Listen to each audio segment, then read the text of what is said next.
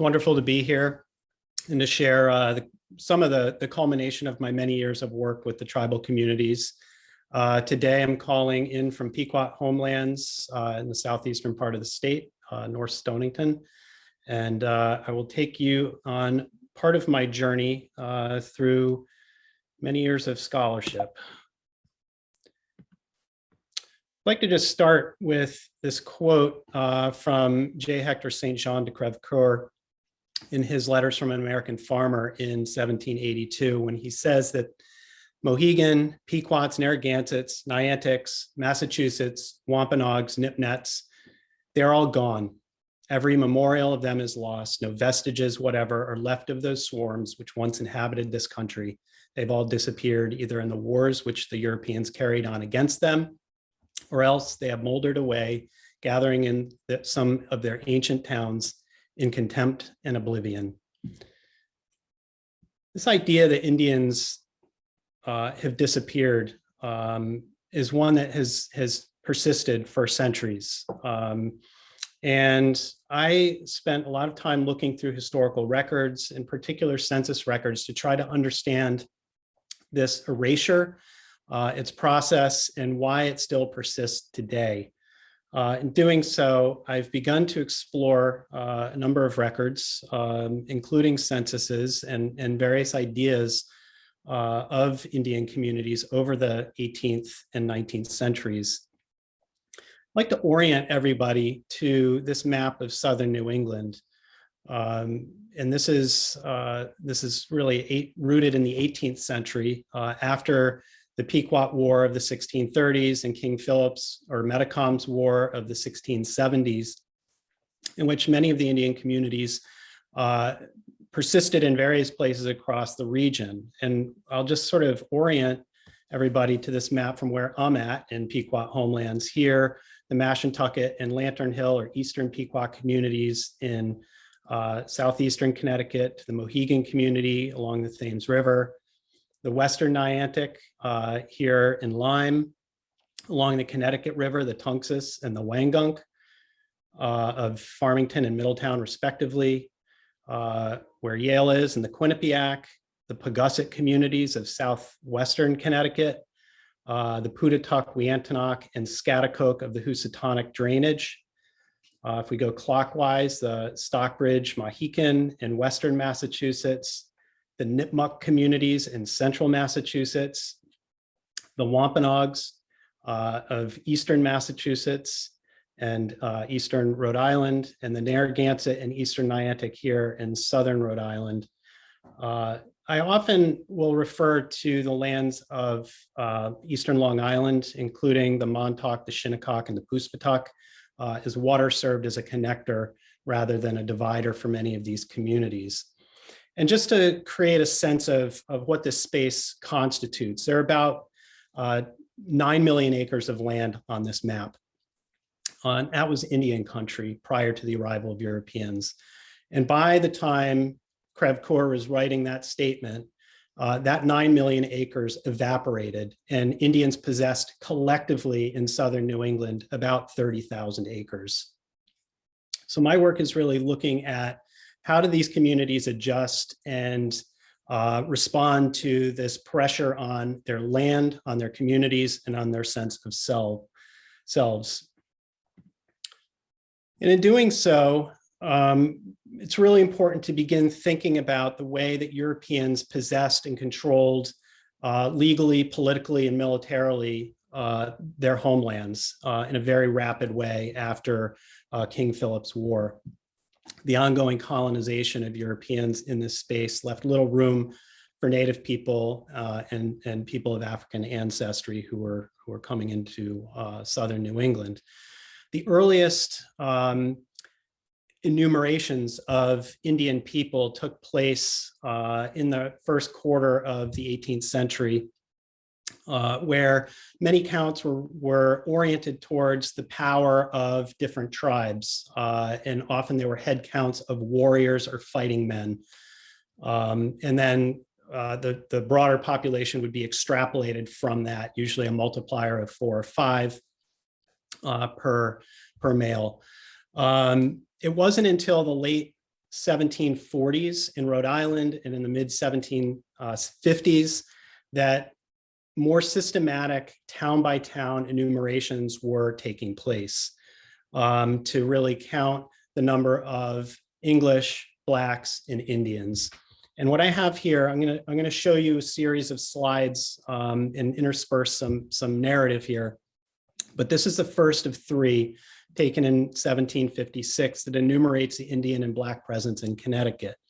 I just went through a map of the region identifying the different tribal communities. And on this map, the map on the left is the Indian population. And you can see there are enumerated Indians in three towns, Stonington, Groton, and Lyme, which correlate with the Eastern Pequots, the Mashantucket Pequots, and the Niantic Indians. And there's 617 Indians counted on that particular census. The challenge of counting during this time, which is on the front end of the French and Indian War, is that a number of communities have been omitted. We know that from many records, both before and after, that the Mohegan are present during this time, the Wangunk, the Tunxis, the Quinnipiac, the Pagusset, the Schaghticoke, and so on. But only three communities are enumerated here. So that begins to raise some concerns and questions about who and why are some being left out. And then, of course, on the right-hand side, I just want to, by comparison, show the Black population that is increasing in number in this region. For context, some of what's going on are some amazingly rapid changes in 18th century Southern New England, not the least of which is not just the dispossession of indigenous people, but the enslavement of African people being brought here through places like Newport, Rhode Island, and finding their way onto various English homesteads across the region. And just to put into perspective, and this will become relevant later, this is the first time in human history that people from 4 continents are coming together and interacting socially and sexually. So the way that people are being counted is going to change, and there will become a constellation of labels ascribed to people of color, people of mixed ancestry. And it really begins to complicate both the cultural landscape for Europeans, but internally within Indian communities, that really begins to change things as well, especially as land dispossession precipitates new ideas of citizenship within Indian communities. So Indians begin to exclude, for the first time, their own citizens based on race and gender across the 18th century. That's something I can come back to later. In addition, there are a number of wars that are taking place across the most of the 18th century, including Queen Anne's War, King William's War, King George's War, French and Indian War, American Revolution. And in these conflicts, Indian men are fighting. Roughly 50 to 75% of the male population in these tribal communities is fighting in these conflicts now on behalf of the English. And as a result of those conflicts, about the same ratio, 50 to 75% never come home, either through direct combat mortality or sickness and disease in the encampments. So this begins to create a demographic divide within Indian communities where men are just not present. Indian women and children are home on the reservations and in the communities. And now we have a larger population of African males coming in and seeing this mixing take shape. And then finally, the environmental change that's rapidly reshaping Southern New England. You can see this in the upper left-hand slide. Formerly, forests and fields that were cultivated with corn are now being carved out, cut down, and systematically dismantled and transformed for a market economy. And this has devastating impacts in the 18th century on traditional indigenous subsistence patterns. And we see that in various records of Indian people during this time when they can't even find a deer to hunt. There are accounts of Pequots and Niantics going into northwestern Connecticut and into Massachusetts just to find deer. That soon becomes untenable, and we start to see Indian people living, as they say, in the English manner. And these are important changes as native subsistence systems transform from living in the southern New England forests and fields to one that's more oriented towards the market. All of this engagement, action, responses to colonization begin to create greater awareness through various documentation of the Indian population. And we can see in this slide on the left-hand side, now almost all of those Indian communities that I mentioned earlier that have reservations are being counted in 1762. So only 6 years later, we begin to see the different ways in which Indians are being documented. And now we go from 617 to 940 Indians, which is not an insignificant increase. And that's not just birth rates, that's better representation and documentation. And this is also taking place as the English town begins to form, and clerks are recording documents much better. Road systems and churches or parishes are developing. So we see the different kinds of records accumulating and awareness developing of Indian communities. At the same time, because of those combat deaths or mortality of Indian men, many women and children are becoming paupers, and they're falling upon the town leaders for support. And so we see various efforts to either care for them or bind them out into English households, which is something that becomes pretty systematic in addition to slavery during this time. And you can see on the right-hand side, the Black presence in Connecticut is becoming nearly ubiquitous.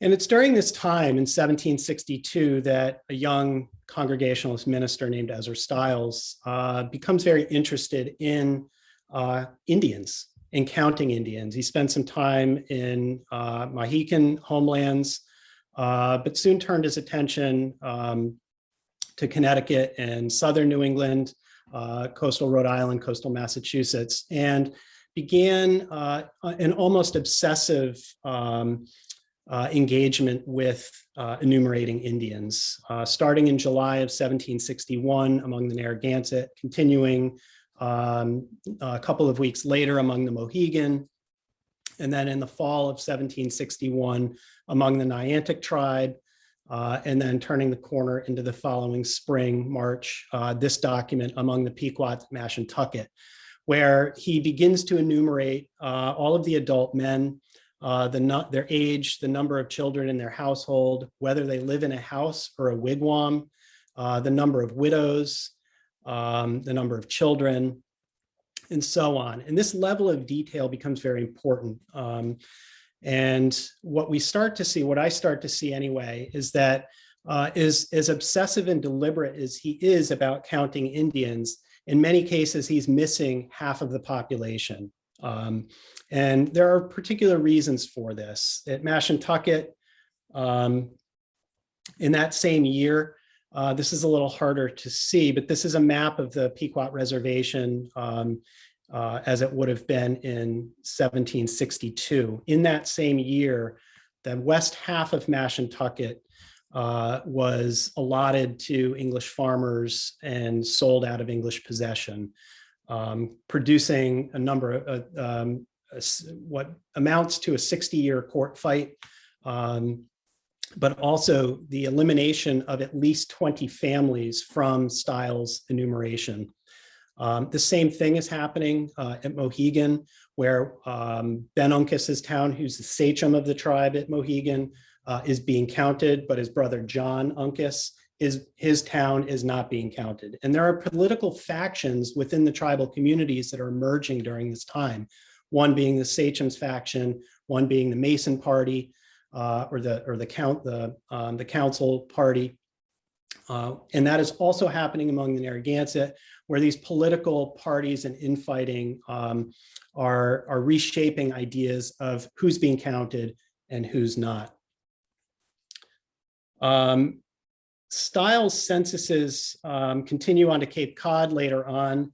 One of the interesting things or observations that I've had is that most censuses are extrapolating from male counts, either a 1:4 or 1:6 ratio.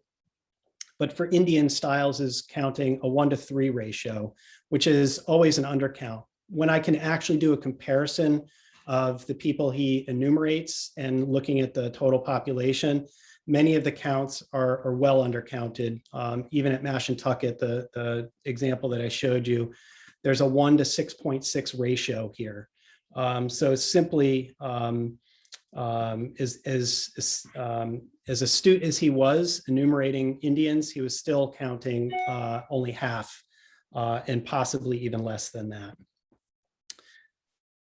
Some other things going on during this time in which Indians are falling off the radar in some cases of white enumerators are not just the loss of land, the dispossession, but the active accumulation of Indian land. And these are some of the stories that are harder to get at. I spent quite a bit of time with my staff and interns at the Pequot Museum combing through land records and found over 400 land transactions involving people of color in New London County alone. And some of those transactions are incredible stories of Indian men and women acquiring land adjacent to their reservations so as to prevent the kind of land loss and dispossession that took place at Mashantucket in that same time period and across the region. There are other patterns of land acquisition that are happening away from the reservations. These are a couple of examples, not on the same scale. One up in Griswold, Connecticut, a community known as the Patchogue Indians. You can see a cluster of real estate here, about 6 different landowners, and a very large cluster of about 100 acres here. And these communities are flourishing for generations, in fact, passing along land to their children and grandchildren. Here at Poheganut, and still all within Pequot homelands and Groton, another series of acquisitions of land that took place, in this case, by Indian women. And there's a very interesting pattern of land acquisition by Indigenous women during this time. So that by the time we get to the eve, more or less, of the American Revolution, this is what Connecticut's Indigenous population starts to look like. Now, moving from enumerated in 8 towns to 49 towns. And now there's a population of almost 1,400 Indians being counted. And you can see now the Black population is ubiquitous across the state. And I'm certain I'm going to get some questions about this, but why am I using the term Indian? There are very important reasons for this. It conveys political and legal rights. And there are important reasons why this is beginning to happen during this time. And this is just one example from court records in the New London County Court in Norwich, in which different identities are being contested by Native people. And in this particular case, the defendant, James Jeffrey, who in the court deposition says he is an Indian, a native of America, and by statute of this colony, especially protected and exempted from all civil action or debt, or on the case, all which he is ready to verify. The plaintiff, on the other hand, articulates that Jeffrey is a mongrel, part Indian, part Negro, part Irish and other nations, educated with the English and taught the trade and occupation of a clothier, has always been of good character and reputation, and so on, and that he was never acquainted with or educated in the manners and customs of the Aborigines of Aboriginal natives of America. This is not unique. And as Native people begin to press their rights in various ways, in this particular case from indebtedness, we can start to see the systematic relabeling of people away from the term Indian that protects rights to something else. And I'll show you a list of that in a few minutes. And these are very powerful transformations in the colonial records, court records, that really begin to reshape this idea of who is and who isn't an Indian. After the 1774, let me just go back to this for a minute. After the 1774 census, there are a series of two censuses in the very early republic, 1782 and 1783, in which Indians are no longer fully enumerated. In Rhode Island, while they are labeled, there is a label Indian, it's also split with the word mulatto.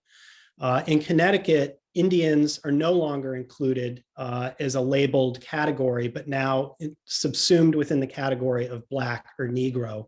And this is an important transformation. So whether lumped or split, it begins to diminish the overall count of Native people on this region's landscape.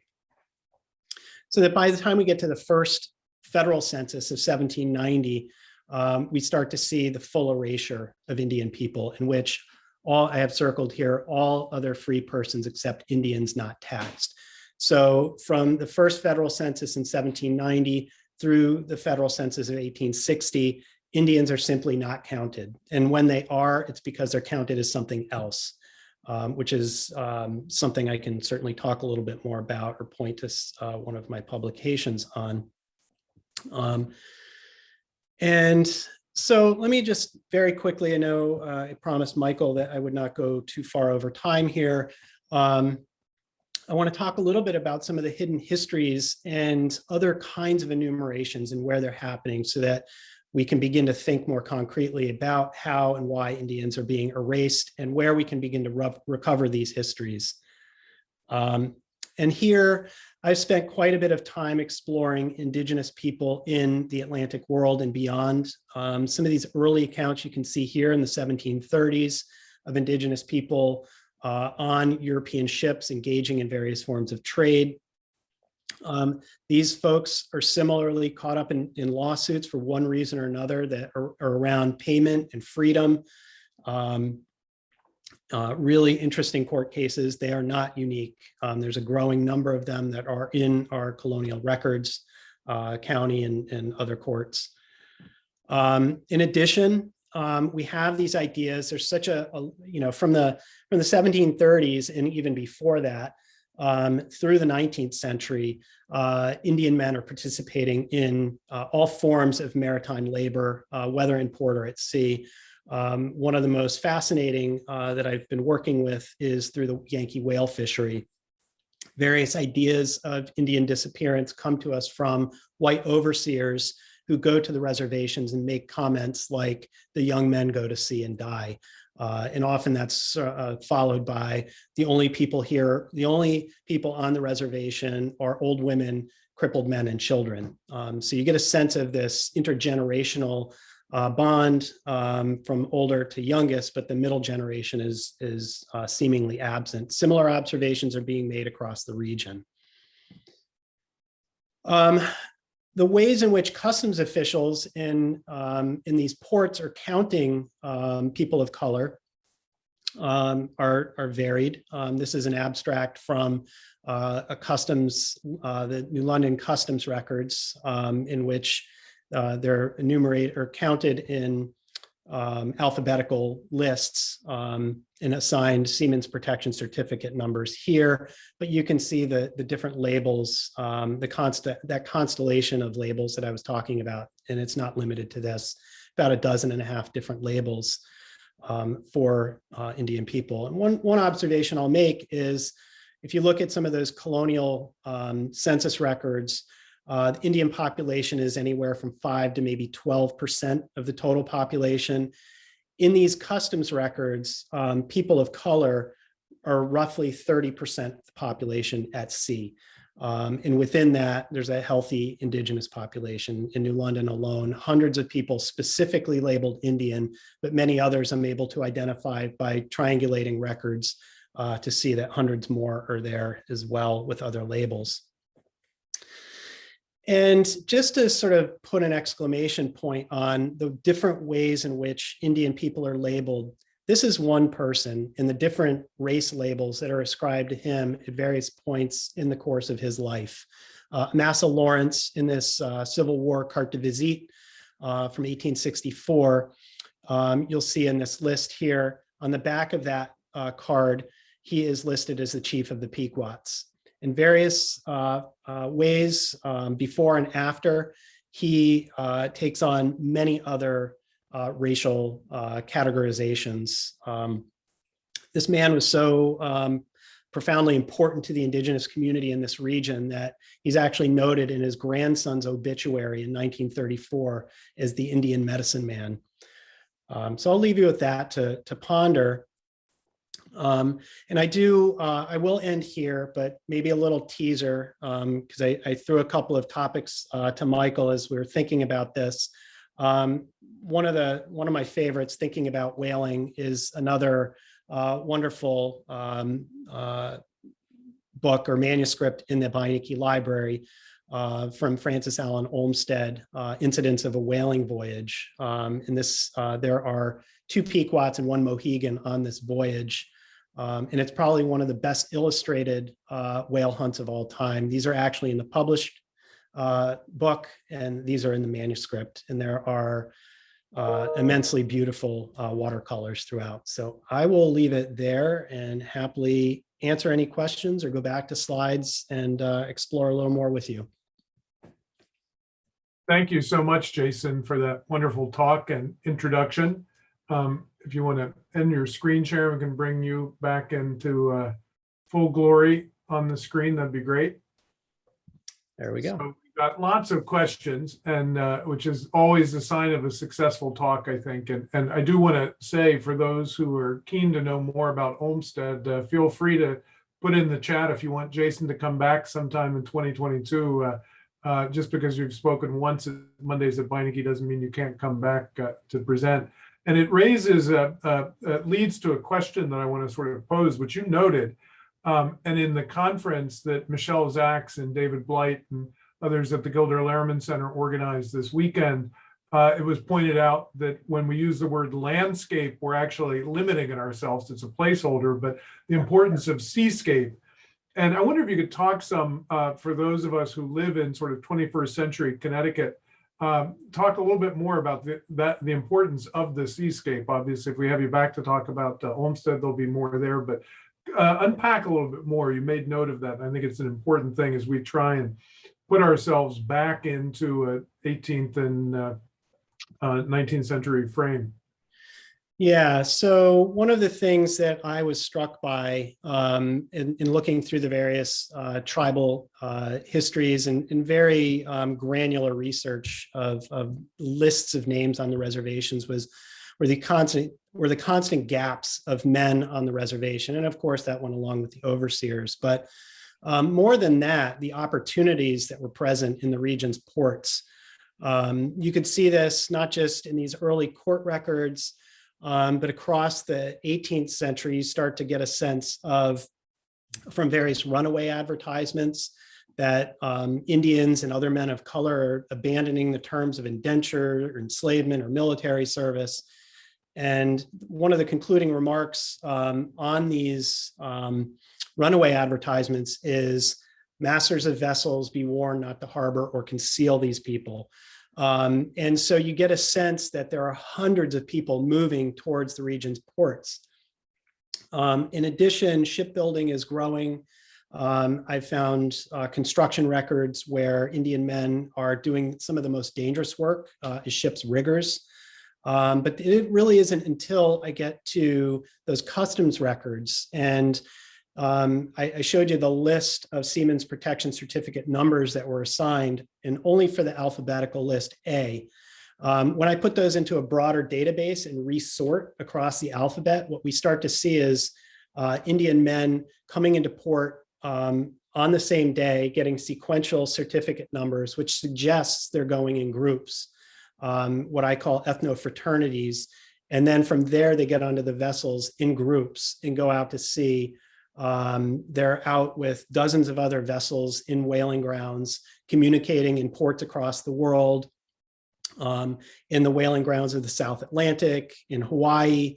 They're everywhere. And there are these elaborate social networks that are forming based on labor. So I see these whaling vessels and other maritime vessels as extensions of the land. And I think that's a really important way of thinking about the different ways Indigenous people are staying connected, but also expanding their social networks. Right. To combine a number of insightful questions from many different people in the audience that are in some ways two sides of the coin, what did Stiles, if you could unpack a little bit more what Stiles thought of Indigenous communities and what we know of what they thought about him. And also in that relationship, is it, as best as you know, all in English? Did Stiles know any Indigenous languages, or was this Indigenous people communicating with him through English? So what did people think about Stiles? What did he think about them, and how was the communication happening? I have a little bit of information on that. He notes in his itineraries in his first encounter with the Narragansett that he spoke with an elder named Betty Coihes, from which he collected information on nearly 250 Narragansetts. We don't see a lot of his exchange. He sometimes references other people he's getting information from, but he's clearly not getting the entire picture. And I don't have any sense from the Indigenous communities he's interacting with how they feel about him. But he seems to be getting a good amount of information, just sort of maybe on a factional level. He is spending enough time among the Pequots, it seems, that he took 6 pages of notes on the Pequot language. So during that same time, I think it's in May of 1762 in his itineraries, he records quite a bit of the Pequot language. It reminded me a bit of Roger Williams' Key into the Language from a century and a half or so earlier, but a pretty robust word list.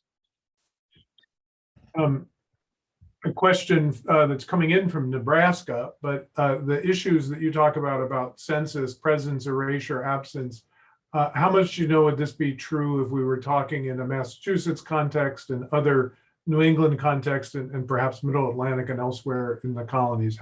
How much is this a window into what's happening elsewhere in the colonial America? I can speak definitively about Southern New England. That's where I'm most focused on what kinds of records are available. So the maps I showed you of Connecticut, I have similar maps of Rhode Island and Massachusetts, and you can begin to see the different ways that Indigenous people are being erased. And there's some really good resources around that. John Wood Sweet wrote a bit about that in his Body's Politic, this process of erasure. Ruth Herndon and Ella Seketaw, who's the late Narragansett ethnohistorian, wrote about this process of erasure, or what they call pencil genocide. It's certainly happening here, and I suspect it's happening across the country. It wouldn't surprise me at all. We have a comment. Wonderful talk. Could easily have been a full day. And the participant has this question, which I'll more or less quote directly. Could you say a bit more about women involved in the effort to secure land near the established reservations? Were they able to be landholders themselves, or was this land assigned to a male relative or men in the area? What do we know about these Indigenous women landholders? Yeah, astonishingly, they were the landholders by deed, as many Indians were beginning to possess land, as I mentioned, in the English manner. The women, however, in many cases that I've seen, were married to enslaved men. So it was through that lens that they were able to acquire land, but they subsequently were able to pass it off to their children of mixed ancestry. I see this. There's actually a really interesting series of conversations taking place in Connecticut and actually across the region in the early 18th century around whether or not Indians and people of color can actually own land. These conversations are taking place in New London, and also among the praying towns in central Massachusetts, and eastern Massachusetts with the Nipmuc and Wampanoag. So there's a robust conversation, and eventually what I find through these land transactions that Indians can actually participate in this land market and are not excluded from it, though initially they were. You know, with the men being so mobile through either military service and increasingly through maritime labor, what I've seen is women really anchoring these communities to place, whether it's on the reservation or in these freehold settings. And what I suspect is that they're actually using this land and these opportunities to run boarding houses for mariners and other laborers. So they're building their own network and own economic system around that. What I didn't show earlier is other forms of women's labor that includes basket making. There's a pretty robust manufacture of ash splint baskets that are being sold across the region to neighboring English farms that are painted and stamped with different decorations. But one of the studies that I did looking at combining a 19th century census record with a account of an Indian woman named Anne Wampy, was that she was stopping at various points along the way to visit family members in that Griswold community, the Patchogue Indian community that I mentioned earlier.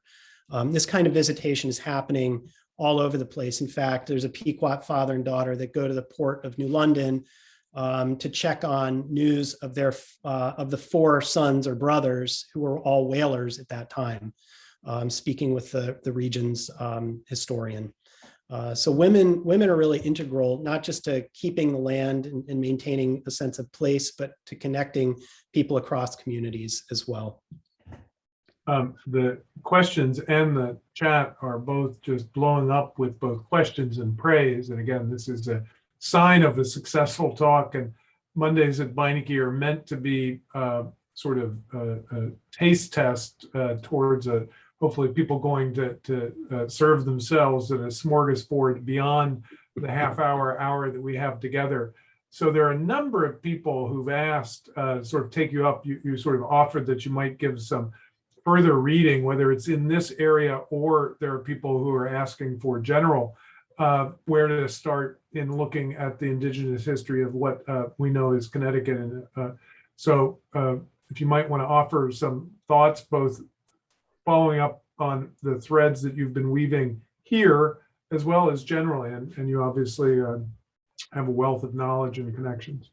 Yeah, I mean, there's some really, there's a robust scholarship in this area. I mean, I could cite the works of Christine DeLucia and Lynn Fisher, John Wood Sweet, of course, and Ruth Herndon.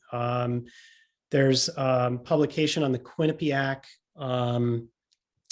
Oh shoot, now I'm forgetting the name. It's right behind me too. John Menta. John Menta, yeah, thank you. Charles Brilvich has written about the Pagusset in Bridgeport. And that's actually a really interesting story that intersects African American and Black history in one community that's known as Little Liberia. It's probably one of the best and most hidden stories in Connecticut. But certainly my work, I'm happy to share out some of my publications. I've done some digital work with Mystic Seaport. So folks, if they want to look at some of the work I've done on the Seaport's educator website. And then of course, the essay that I wrote for the Journal of Ethnohistory on the subject of censuses and ethnogeography was published in 2015. And I'm happy to forward that along.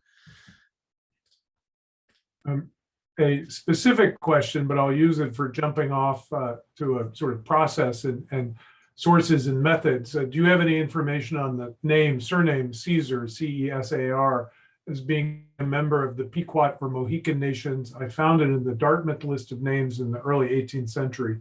So I wonder if you might know, but also if you could take that for those who are looking into these kinds of questions, some pointers on sources and methods. Yeah, Caesar, there's some interesting intersections. So yes, I've seen the name before in various Native communities or intersecting.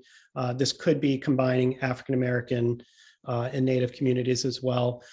At the Pequot Museum, I developed a database called People of Color that had 52,000 names in it that look at, it sort of brings in individuals from across record groups and begins to collate them by standardized last name. So, I mean, it's an enormous piece of work and research, but really combining census records, customs records, military records, vital records, and just an astonishing array of records where, you know, the narratives of Native people are so scattered and dispersed that it really isn't until we can sort of bring these individual family and community biographies back together to begin talking and thinking about what that looks like. So I've done a lot of work on that. I have a lot of databases. There are some really nice published works for those of you who are in Connecticut or sort of on the borderlands of northeastern Connecticut. A book called Full Circle. It's sort of a genealogical reference that looks at people of color in that region. And in southeastern Connecticut, there's a book called Black Roots published by the New London County Historical Society.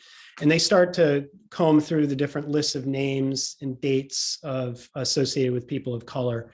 There are some nice online data sets that I've combed through over the years, including the New Bedford Free Public Library that has a list of whalers and other mariners. Some of the work that I've done isn't quite public yet. I hope to make it public, but it has, you know, there's an enormous data set just combing through all the court records and church records and things like that, and the other record groups that I talked about. There's no shortage of resources dealing with Indigenous people.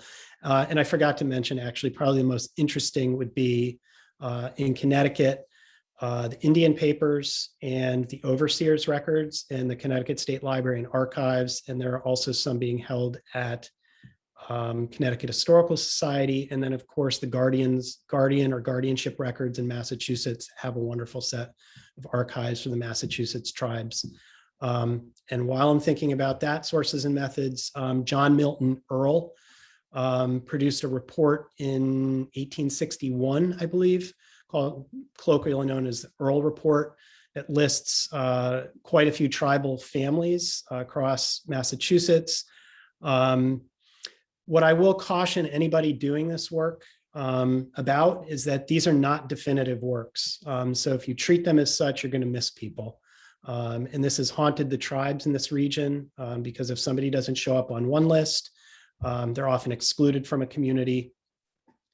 So there's a lot of work that needs to be done in order to really understand the full scale and scope of ethnohistorical research in this region. And I can't say enough about my tribal friends and colleagues who have just shared so much information with me over the years and perspectives that have really informed just about everything that I do.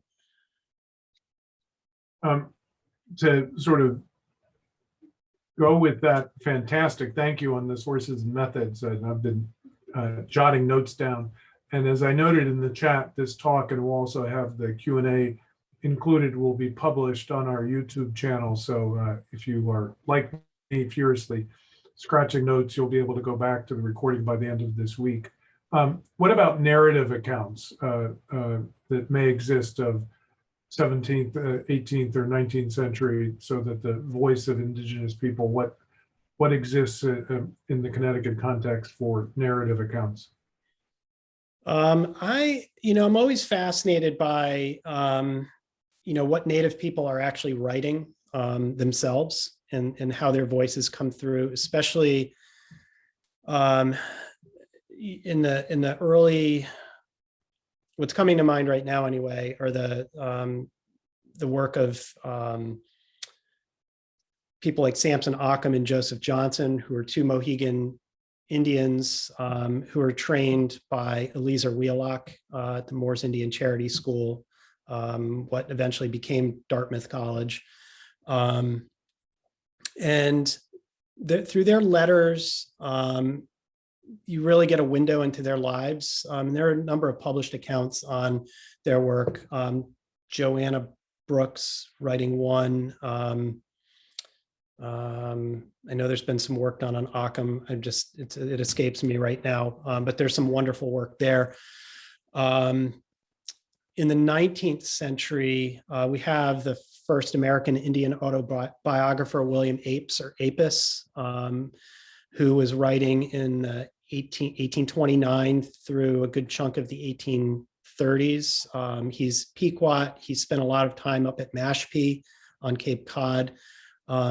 Barry O'Connell has written and published his works, and Drew Lopenzina has done some recent work on apes and his significance. It's quite amazing the work that he was putting together as one of the first sort of civil rights voices during this time. And you can see some interesting parallels going on in intersections anyway with the abolitionist movement, and this being the era of Indian removal. There's a lot going on during this time where Indian people are beginning to write and express themselves. In that same decade of the 19th century, so 1830s, Paul Cuffey Jr. Is writing a short bit of work, I think in 1839, about his travels and maritime voyages. His father, of course, being the famed mariner, Paul Cuffey of Wampanoag. His mother was Wampanoag and his father was an Ashanti slave, and became probably one of the wealthiest people of color in the colonies during this time. So there's some great narratives there, and that tradition continues. Yeah.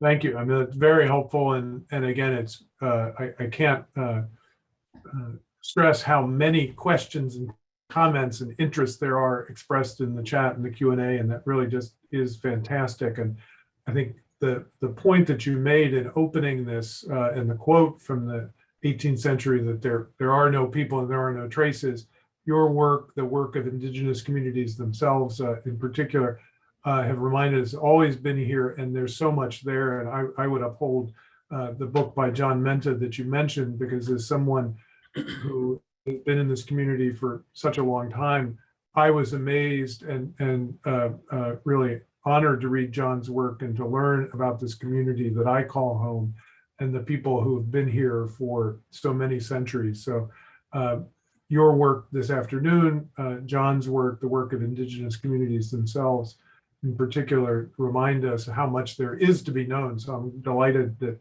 so many on this Zoom are interested in learning more. I wanted to, in the moments we have left, turn to Connecticut Humanities generally. It is a fantastic resource for our state. The work that you and your colleagues do are of such important service. I wonder if you can just give us a little bit what's on your mind, both as executive director as well as the organization, opportunities and challenges, and those of us as citizens of Connecticut, residents of Connecticut, how you'd like us to be helpful in the work that you're doing. Well, just sort of a big bit of news for those of you who don't know, Connecticut Humanities was a recent recipient of state funds in the amount of $30.7 million. So over the next 2 years, we are working with the State Office of the Arts to provide an unprecedented level of operating support for organizations sort of in their post-pandemic arena. This is non-competitive funding. So if you're out there listening from an organization and you have arts and humanities in your mission, reach out to us. You can explore our grants program online.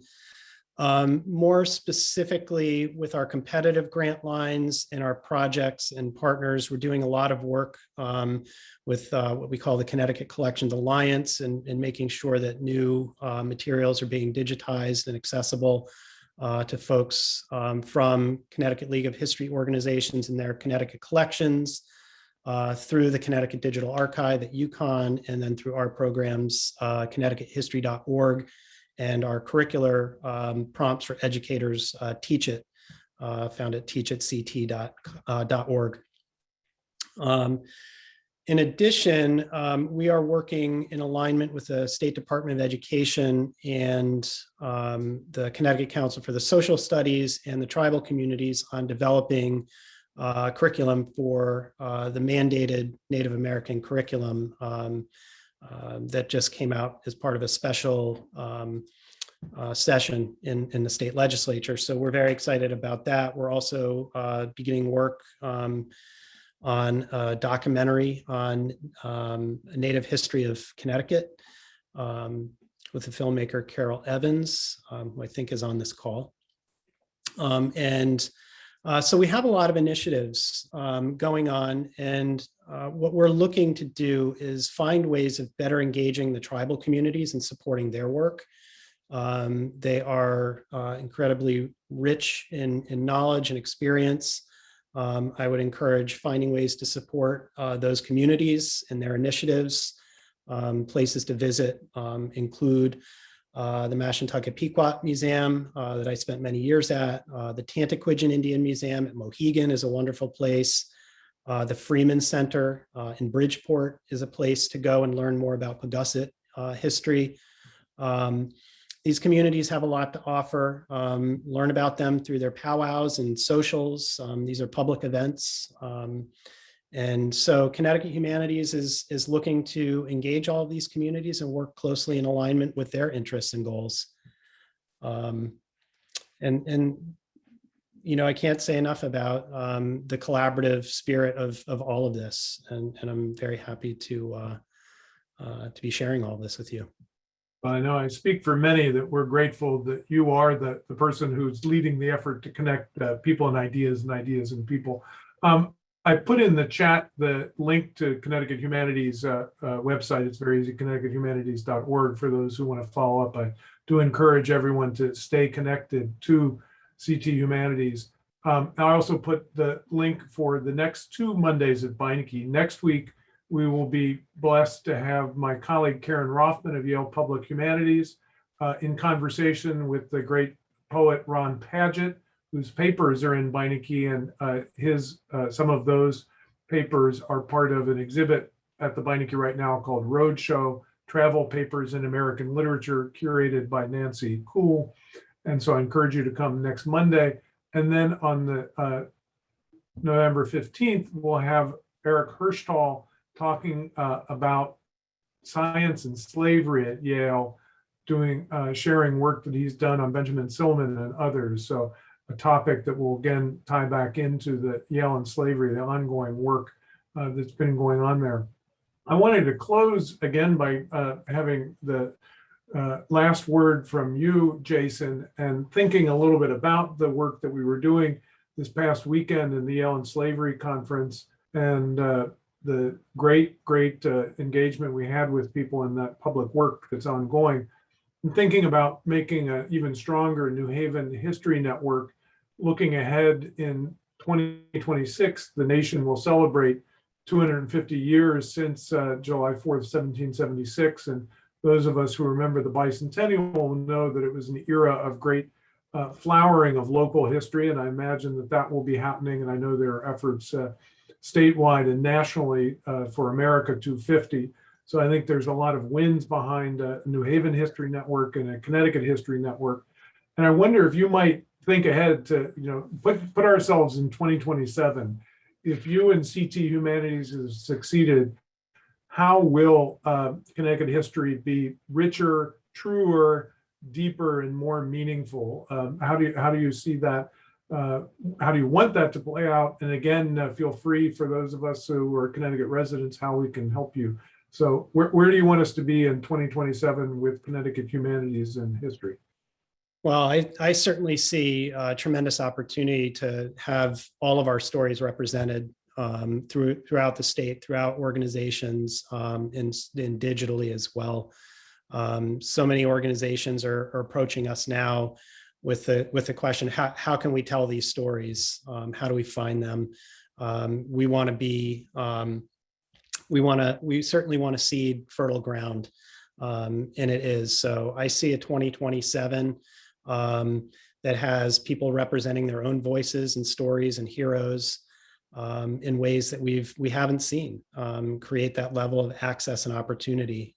Connecticut Humanities has made some very deliberate efforts now in the realm of inclusion, diversity, equity, and access. And very pleased to be moving to support and represent all of our communities as we look to build and sustain a more perfect union.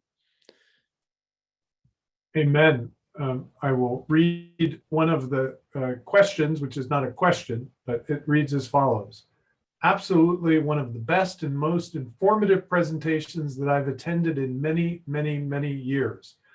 And the person says the following, which will be our last words. I share them, and I'm sure all of the 250 people who've been on this program do as well. It's very simple. 6 words, a phrase repeated 3 times. To you, Jason. Thank you, thank you, thank you.